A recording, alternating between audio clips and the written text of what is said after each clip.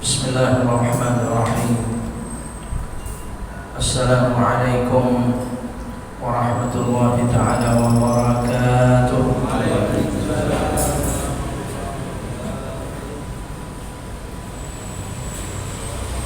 Nastaftihul jalsata mithla ma nawahu ahluna wa aslafuna wa aba'una salihun.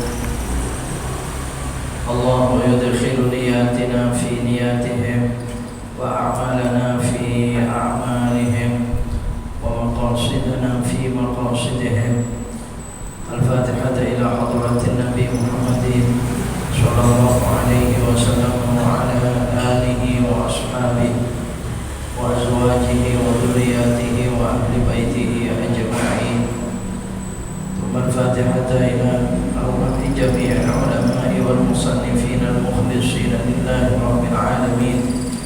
خصوصا مؤلف هذا الكتاب الإمام الفاضل والإمام الواسع الشيخ زين الدين بن عبد العزيز بن زين الدين الكوليبالي أن الله يتغشاه بالرحمة والمغفرة، أن الله يعلي درجاتهم في الجنة.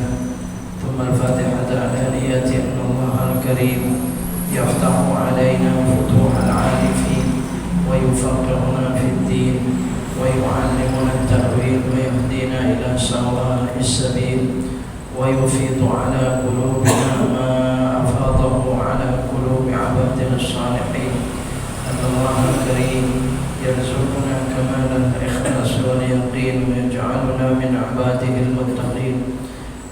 وعلى كل نياتنا الصالحة الفاتحة. أعوذ بالله من الشيطان الرجيم. بسم الله الرحمن الرحيم. الحمد لله رب العالمين الرحمن الرحيم مالك يوم الدين. إياك نعبد وإياك نستعين.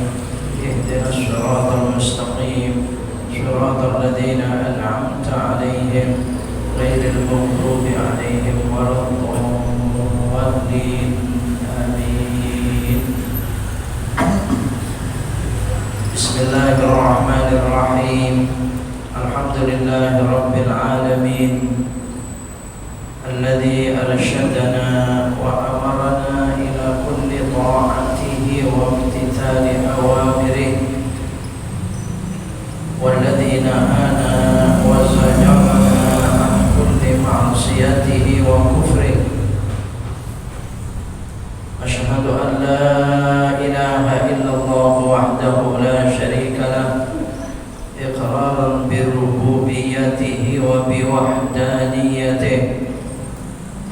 Wa asyhadu anna habibana wa nabiyyana Muhammadan abduhu wa rasuluh i'tirafan bi risalatihi wa bi nubuwwatihi. Allahumma salli wa sallim wa barik ala habibina wa nabiyyina Muhammadin wa ala alihi wa ashabihi al-muhtadina ila sabilihi.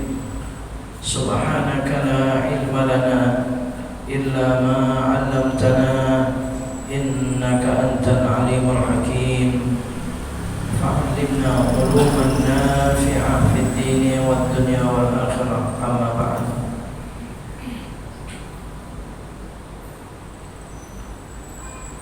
Hadirin hadirat bapak-bapak, saudara-saudara sekalian, kaum muslimin rahimakumullah. Wabil khusus segala takmir dan pengurus Masjid Riyadhus Shalihin. Wabil khusus para alim ulama, para asatidzah, mudarrisin, para muallimin, tokoh masyarakat dan sepuh masyarakat sekitarnya yang ikut hadir bersama-sama.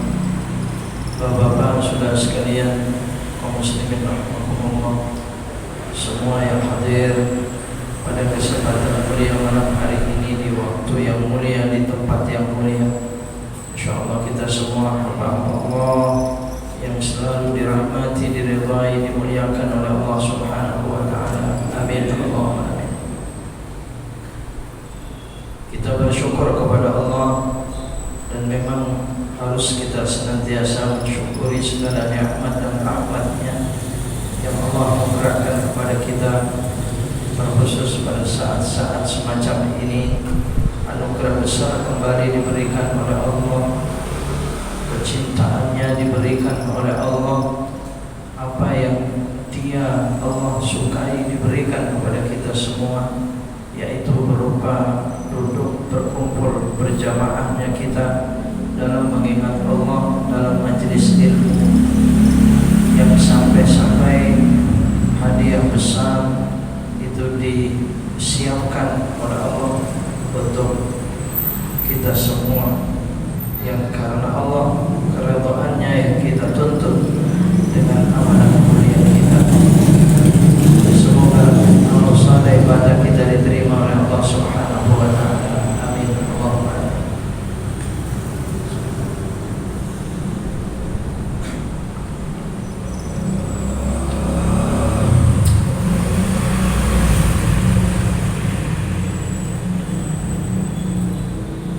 Kita melanjutkan kajian kita Irsyadul Ibad yang masih di halaman 5, masih sama dalam satu bab, faslun fir riddah, dalam bab dosa besar murtad. Bismillahirrahmanirrahim. Aw yartahu dzalika aw masjidan binajasin walau ma'fuwan anhu. Dikatakan kita dilarang membuang bagian daripada Al-Quran atau tulisan-tulisan Allah, nama-nama Nabi, para malaikat, atau tulisan kitab-kitab yang bercerita tentang ilmu syariat agama, sengaja dibuang di tempat yang kotor, sekalipun tempat kotor itu suci, atau benda yang kotor itu dibuang atau diletakkan kepada tulisan-tulisan tersebut. Itu dosa besar. Meludahi misalnya tulisan Al-Quran, diludahi. Suci sebenarnya tidak najis, ludah itu tidak najis. Tetapi jangankan ludah orang lain, sendiri aja kalau sudah keluar istibdar namanya, kita pasti jijik. Jadi itu jangan dibuat meludahi ayat Al-Quran atau nama-nama, dikir-dikir kepada Allah dan sebagainya.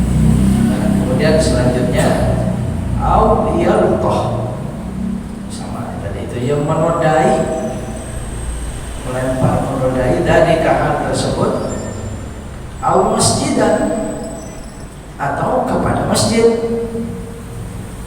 Meludah di dalam masjid dilarang kalau bukan karena terpaksa. Aduh, rasanya ya sekarang ini sudah banyak alat, Pak. Orang kalau lagi sholat, kalau harus meludah, haruskan meludah atau membuang sisa makan yang keluar pada saat sholat dari gigi ke lidah. Kadang-kadang gitu ya, di gigi itu pada bolong, makan sebelum sholat bisa jadi tersisa di dalam bolongan gigi itu. Ketika sholat membaca, bergerak-gerak, turun dia, keluar ke lidah. Nah itu kalau didiemin nggak bisa baca, rusak bacaannya. Apalagi imam, suaranya dikeraskan, ya harus dikeluarkan itu makanan itu, satu butir nasi misalnya atau apa ya. Nah itu caranya, ke depan nggak boleh, ke kanan nggak boleh, harusnya ke kiri. Tapi kalau berjamaah sebelah kirinya kan ada orang, ya gimana masa meludah ke orang? Maka masih boleh ke sebelah kiri, kalau mungkin ke bawah, atau ke depan pun, yang penting ke bawah. Jangan dibuang ke depan, tuh itu ke depan itu.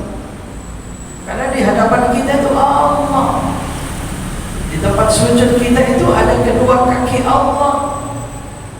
Begitu dalam hadis, fa innahu yasjudu ala qadamayillah. Tak boleh ke depan. Meludah juga begitu. Tetapi sekarang itu kan banyak alat. Ya kalau kita kantongin tisu, bawa sapu tangan, keluarin aja tisunya, ambil. Ya masih bisa diambil di mulut itu pakai tisu. Dipegang saja Pak. Nanti begitu turun bisa taruh, bukan najis itu, atau kantongin masih bisa. Untuk menjaga sholat dan menjaga orang sebelah kirinya. Ya, kalau memang terjadi seperti itu kalau orang sholat di masjid pun juga begitu Pak. Jangankan karpet semacam ini, rasanya nggak mungkin kalau kita meludah. Ya, jadi masjid misalnya yang tidak berkarpet, tidak berkeramik, masih tidak boleh, karena itu masjid. Ya kalau zaman-zaman dulu kan masjid masih tikaran itu Pak. Ya kadang-kadang begitu tikarannya digorong ya tinggal tanahnya di kampung-kampung itu begitu ya. Oke di sini pula dulunya ya begitu Pak. Ya sekarang sudah begini, apalagi ya sangat tidak pantas. Ya kalau bisa ya ambil alatnya ya tisunya, sapu tangannya, entah apa. Ya. Bina jasad, apalagi dengan najis. Ya misalnya saya masih pernah mendapatkan di suatu kampung itu Pak. Hanya mampir di jalan begitu, di tengah kampung begitu. Itu begitu mau sholat berjamaah itu banyak orang. Saya lihat itu ada orang nyelipin, mohon maaf, celana dalamnya itu rupanya nggak bisa dipakai sholat, mungkin najis. Begitu mau sholat jadi buka, itu diselipin, ditaruh di pagar-pagar masjid itu. Ya mungkin apa sudah biasa di kampung itu, saya kurang tahu ya. Masih mending itu kalau cuma di pagar-pagar depan itu Pak. Wah kalau begitu sholat ditaruh di sana, pojok-pojok begitu Pak. Ya Allah ya, najis. Celananya najis ya, memang nanti bisa dicuci. Nah, itu jangan itu. Kalau itu sengaja itu dosa besar. Termasuk orang yang berhati-hati merokok di masjid itu nggak mau ya. Ada orang kadang-kadang dalam masjid merokok, ada acara bebas aja dia ngeluarin rokoknya itu. Ya kan rokok itu bersih apa kotor? Nggak ada bersihnya kayaknya Pak. Apa namanya itu, arang-arangnya kotor, asap juga bukan bersih. Ya sekalipun belum buka masalah hukumnya ya berbeda.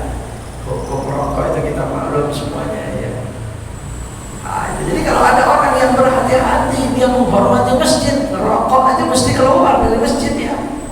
Nanti kalau selesai rokok baru masuk lagi. Kan masih ada tempat di luar untuk merokok. Mau dia merokok di dalam masjid. Saya pernah melihat tukang kerja di masjid. Jadi dia turun dari atas masjid itu, dia kerja di atas. Dia turun sampai masjid di sebelah sana itu merokok dulu sebentar ya. Iya.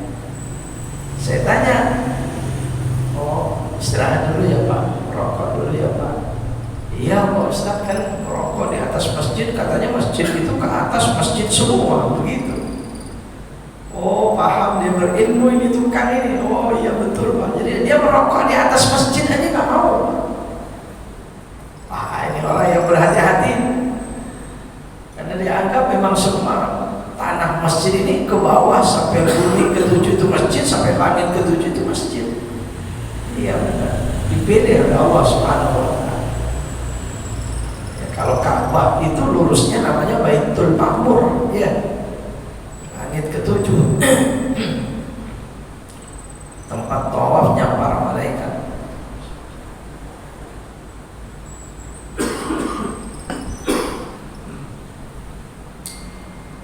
walau ma'fuwan anhu, sekalipun najis yang dimaaf, mungkin karena terlalu sedikit dimaaf, tetap saja tidak boleh. Kalau sengaja itu dosa besar dan murtad.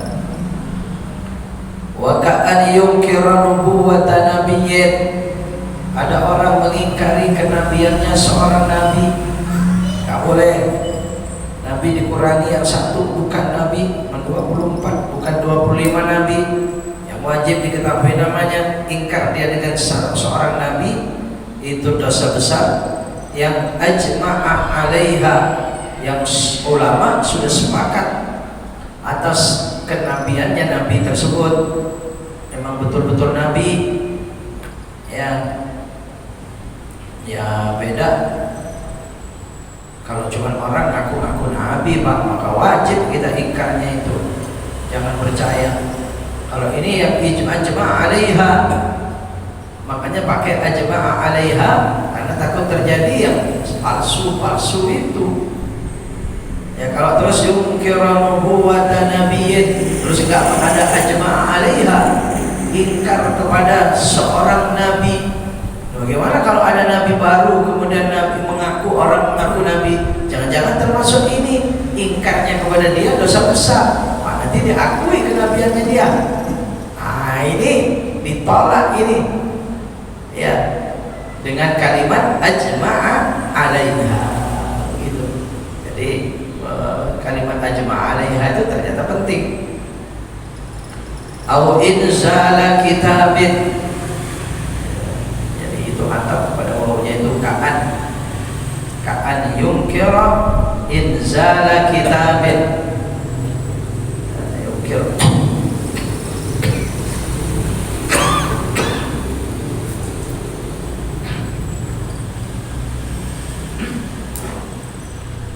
Kadzalika kat-taurati wal injili, yaitu seperti ingkar dengan turunnya kitab Taurat, kitab Injil, kitab Zabur, Dawuda, Zaburnya Nabi Allah Dawud, wa suhufi Ibrahim, atau mushafnya Nabi Allah Ibrahim. Itu kalau diingkari salah satunya itu dengan turunnya semua itu dosa besar, murtad. Au ayatan minal Quran, kalau kita semua tidak ada yang ingkar terhadap kitab yang turun, Pak. Inilah beruntungnya kita kaum muslimin, ya, karena kita berada di akhir zaman, menjadi umatnya Nabi terakhir. Akhirnya kita pasti iman kepada kitab-kitab sebelumnya yang turun dari Allah, termasuk nabinya. Coba kalau ada orang hidup sekarang, dia hanya beriman kepada kitab sebelumnya, hanya beriman kepada Taurat, dia hanya beriman kepada Injil, tidak mungkin dia iman kepada Al-Quran. Betul? Tidak mungkin iman kepada Nabi Muhammad, karena belakangan. Nah inilah beruntungnya kita menjadi umat Nabi Muhammad. Kita hormat kepada nabi-nabi sebelumnya, sementara mereka tidak hormat kepada nabi yang terakhir. Kita hormat, kita iman kepada kitab-kitab sebelumnya, sementara mereka tidak hormat terhadap kitab Al-Quran dan tidak beriman. Inilah kerugian terhadap mereka. Dia berkata semacam ini karena kita memahami maksud daripada penjelasan ini, Pak. Bukan kita sombong ya, merasa paling benar, merasa paling hebat, itu tidak. Ya, cuman pembahasannya pasti semacam ini. Au ayatan minal Qur'ani, atau ingkar satu ayat saja dari Al-Quran, mujma'an 'alaiha, yang memang disepakati oleh ulama bahwa ayat itu adalah ayat Al-Quran. Maksudnya ada mujma'an 'alaiha, penting. Kenapa? Karena bisa jadi Al-Quran nanti ditambah-tambah. Iya, Al-Quran ditambahin. Kita tahu itu ada kitab lain dicetak persis seperti Al-Quran, dibaca persis iramanya seperti Al-Quran, bahkan dibuat kaligrafi persis seperti kaligrafi Al-Quran. Itu barangkali ya untuk menipu kita barangkali, Pak. Atau memang kesukaan mereka, ya silakan saja. Nah, ini kita orang beriman kepada Allah, berhati-hati di sini. Kalau ada tambahan-tambahan ayat Al-Quran, nah itu jangan kita percaya. Tambahan, Pak. Dikurangi juga begitu. Berapa banyak itu percetakan Al-Quran itu mencetaknya salah. Wallahualam, kalau sengaja itu dosa besar. Saya mendapatkan Al-Quran di juz yang kelima, wal muhsanat keberapa itu, Pak? Kelima ya, juz kelima. Nah itu haknya itu bertitik. Wal muhsanat pasti dibaca wal mujsanat. Salah itu titik saja salah itu. Ya cuman itulah i'jaz Al-Quran. Kalau ada salah titik saja mesti ada orang yang tahu. Mesti ada orang yang tahu, banyak yang tahu. Ya, akhirnya ketahuan kalau itu salah. Mungkin sengaja atau memang percetakannya kotor. Pas di hak itu menjadi ketitik gitu kan. Tapi memang rupanya tidak sengaja. Saya telepon itu ke perpustakaannya, Pak. Saya kasih tahu, saya buka, saya videoin, saya kirim. Betul ditelepon dari sana, diminta, tolong Pak, kalau mendapatkan Al-Quran semacam itu sebanyak apapun Pak, saya akan ambil, saya akan tarik, dan saya akan ganti sebanyak apapun di masjid itu. Begitu dia. Bagus, tanggung jawab dia berarti itu.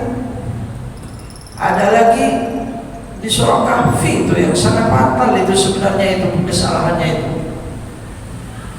Su'idan juruza, sebelum ayat itu warjahiluna itu dibaca keliru total itu. Salingkari itu, kemudian ya itu sama, sampai saya dikirim ke rumah itu Al-Quran itu yang di rumah itu diambil. Ya, saya ingin tahu itu tanggung jawabnya seperti apa. Oh iya, mereka tanggung jawab. Jadi percetakan itu hati-hati. Nah, bahkan saya lihat pentasheh dari Al-Quran itu para ulama, ad-doktor, kiai, ad-doktor, banyak sekali itu pentasheh. Gimana bacanya mereka? Udah gak kebaca pentashehnya bagaimana, tulisannya udah bagus, dikira benar kan? Masa sekian banyak gak ada satupun yang ketemu dengan ayat yang salah itu kalau dia membaca seluruh ayat Quran. Saya tanya semacam itu, Pak. Wallahu a'lam. Ya tapi namanya manusia kan. Andai kata ditelepon mereka, pasti mereka mengakui kesalahannya, kekurangannya itu. Pasti mohon ampun kepada Allah. Gimana coba mau dibaca sekian banyak orang salah? Itulah yang disebut khata'ul mu'allim bitrul khata'ya. Salahnya pengajar atau salahnya percetakan sama itu. Ya, itu adalah benih dosa. Wah, ya Allah, bagaimana coba? Kita nggak tahu melakukan dosanya kapan, ternyata di buku catatan amal buruk kita penuh dengan salah. Bayangkan, apakah kecewa kita, Pak? Apakah takut kita itu? Ya makanya dihukumi di sini supaya berhati-hati. Ya, ayatan minal Quran, atau satu ayat saja dari Al-Quran dikurangi atau ditambah, kalau itu diyakini benar, itu dosa besar. Atau sengaja dikurangi, itu dosa besar. Kal mu'awwidatain, seperti dua ta'awud, yakni qul a'udzu birabbil falaq dan qul a'udzu birabbin nas.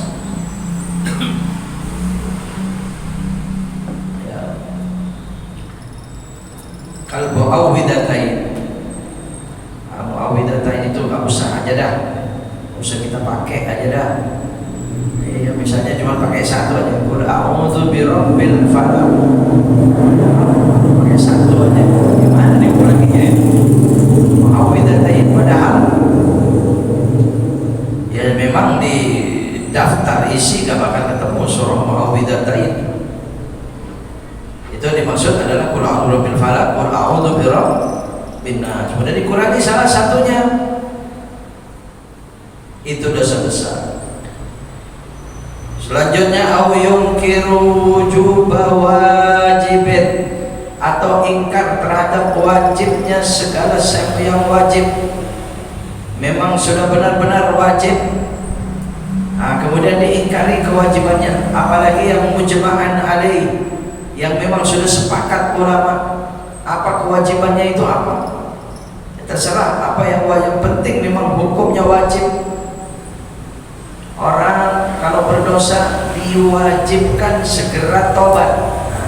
Segeranya itu wajib, kan begitu kan? Ada orang masih muda, nggak usah segera tobatnya, nanti aja dah, daripada tobat nanti dosa lagi, mendingan nggak usah dulu tobatnya. Ada kan kadang-kadang bercanda begitu Pak?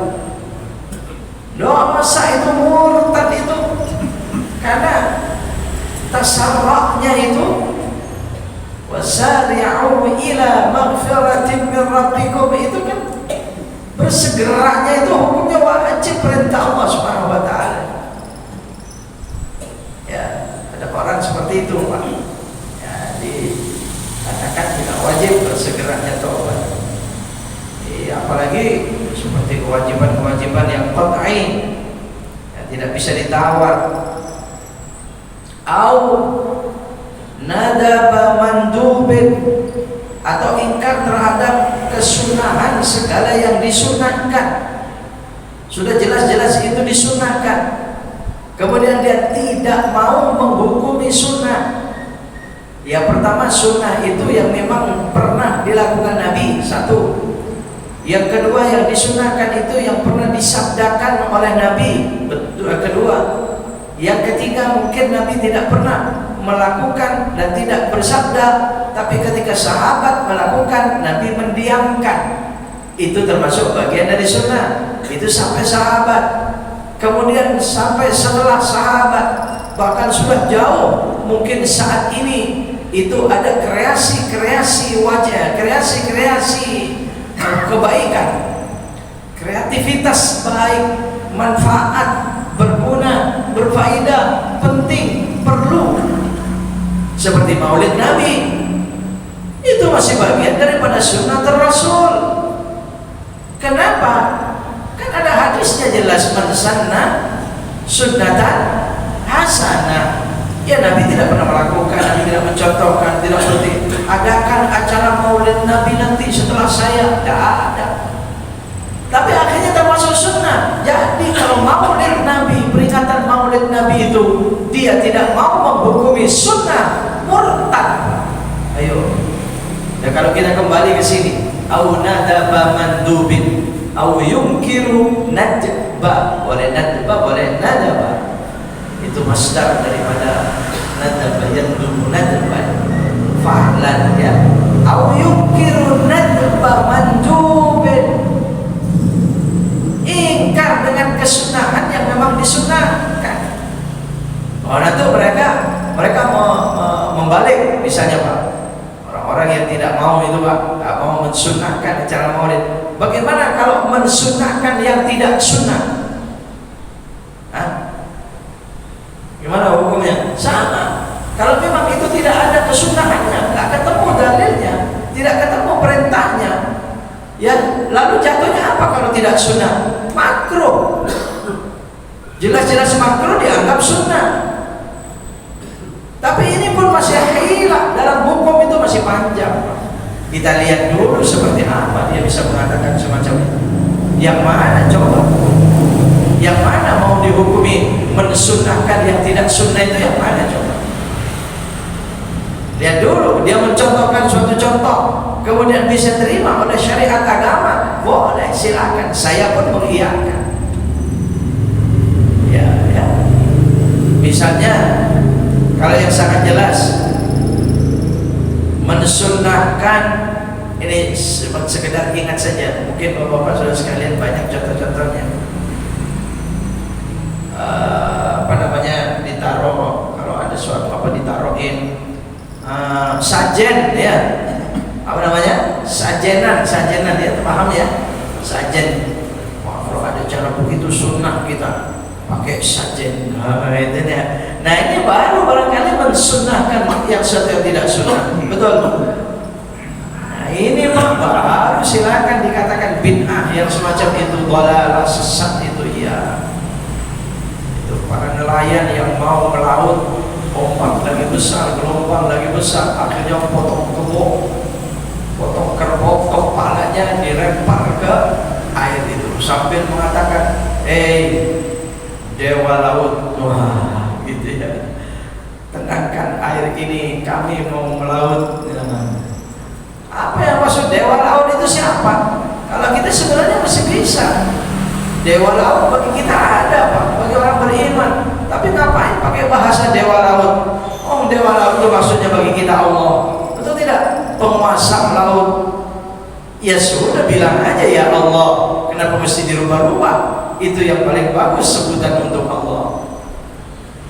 Dan ada orang kadang-kadang begitu, dia Islam, dia beriman, tapi masih campur aduk acara-acara dalam kehidupannya, sajen-sajen, apa namanya itu, syirik-syirik itu masih dilakukan, adat-adat yang sampai kepada hukum murtad, hukum syirik itu masih dilakukan. Ya mari saudara sekalian, jangan kita tanamkan yang demikian kepada generasi kita. Dan generasi kita harus berilmu. Kalau dulu orang-orang tua kita salah, jangan kita lanjutkan. Betul tidak? Ya, mari kita luruskan. Ya, tapi kalau mereka dulu tidak salah, sekalipun sekarang banyak menolak, jangan gampang terpengaruh dengan yang menolak ini, Pak. Sekarang berapa banyak yang mengatakan, oh berarti bapak saya selama ini salah. Ternyata apa? Tahlilan. Ya Allah, anaknya itu beda dengan bapaknya jadinya, Pak. Adakah ini? Adakah ini, Pak? Ada. Oh, saya mendengar langsung, Pak, salah satu murid saya itu yang menjadi begitu. Allah ya Allah. Tidak ya. Ya hanya ingat benar debaman dobin. Sama, itu ada sebaliknya itu. Au tahrima halalin haramin, mengingkari keharaman yang haram. Jelas-jelas haram diingkari. Apalagi kadang-kadang cuma untuk kepentingan sementara. Karena kepentingan sementara, misalnya sokok, ini penting sekali ini, tanpa sokok gak bisa ini. Ini saya halalkan dulu dah sekarang doang gitu ya. Sekarang cuma sekali ini saja saya halalkan, ya Allah ini. Kalau dia mau melakukan, paling melakukan saja ya, jadi haram, dosa, dia istighfar. Tapi sudah melakukan dosa, dihalalkan pula, murtad. Ini kadang-kadang kepentingan itu, kalau sudah penting, dia mau menghalalkan yang haram, betul tidak? Iya, karena penting, Pak. Apa saja kadang-kadang sudah jelas halal, apa sudah jelas haram. Karena kepentingan, lagi kumpul sama kawan-kawannya, kayak sama apa ya, grup komunitas dia. Wah, kalau nggak ikut minum yang memabukkan ini, kalau nggak ikut minum, wah habis saya nanti. Nah, itu perasaan dia. Nggak apa-apa lah. Kalau cuma segelas halal dah. Cuma segelas halal. Nggak bisa. Itu namanya yungkiru tahrima haramin, ingkar terhadap keharamannya yang halal, yang haram. Kemudian selanjutnya satu lagi, au tahlila halalin ajma'a 'alaiha wa ulima minad dini bid-darurati. Au tahlila halalin, atau menghalalkan yang ingkar terhadap kehalalannya yang halal. Ya, kadang-kadang bercanda, Pak, yang demikian ini. Ente jangan makan ini, haram, ente jangan. Padahal cuma pengen di sendirian aja dia, biar gak ada orang ikutan makan. Ya, itu bercandaan kadang-kadang itu semacam itu, hati-hati itu. Iya kan? Jangan, kalau ente makan ini ente haram dah. Nah, mana mengharamkan yang halal? Ingkar terhadap kehalalannya yang halal. Ya, tahrim halalin namanya. Tak boleh. Ya, ajma' 'alaiha, yang memang sepakat para ulama. Wa ulima minad dini daruratan, yang telah diketahui dalam agama itu secara pasti. Daruratan secara pasti. Oh, itu baru contoh itu ya. Oh, contoh berikutnya itu panjang, Pak. Kalau salatin min ihdal maktubat. Itu masih berkait dengan pembahasan sebelumnya ini. Barangkali sampai di sini sudah sebentar lagi Isya. Ya, sekarang Isya itu lebih cepat.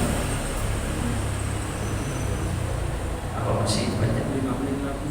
Oh ya, 6 menit lagi saya. 5 menit lagi. Ya barangkali biasanya ya mungkin perlu waktu untuk pertanyaan dan sebagainya Pak. Ini masih malam ini sepertinya kelihatan banyak seat yang kosong itu kayak gitu Pak. Apa ini keluar kota Pak? Mana ini tanggal apa ini liburan panjang ini ya?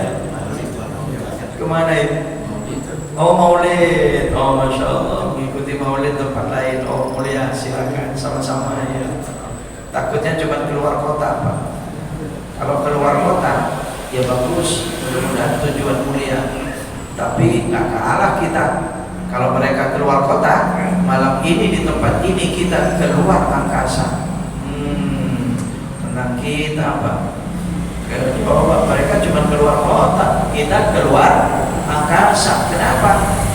Ini semua wajah-wajah yang duduk di malam ini saat ini itu terlihat dari langit ketujuh sana oleh para malaikat seperti kelip-kelipnya bintang ketika kita melihat ke langit. Oh coba, kan berarti kita keluar angkasa ya. Begitu hadisnya. Ya. Nah, kalau kita melihat bintang itu ada yang besar, ada yang kecil, ada yang hidup, ada yang mati, dan muncul lagi, kelihatan lagi, mati lagi, hilang lagi, gitu kan? Makanya wajah kita ini kesana kelihatan semacam itu Pak. Ada sinar cahaya yang kuat. Kenapa? Semangatnya, niat ngajinya luar biasa. Bahkan dari pagi tadi barangkali di share di grup, nanti malam Senin apa? Senin malam Selasa.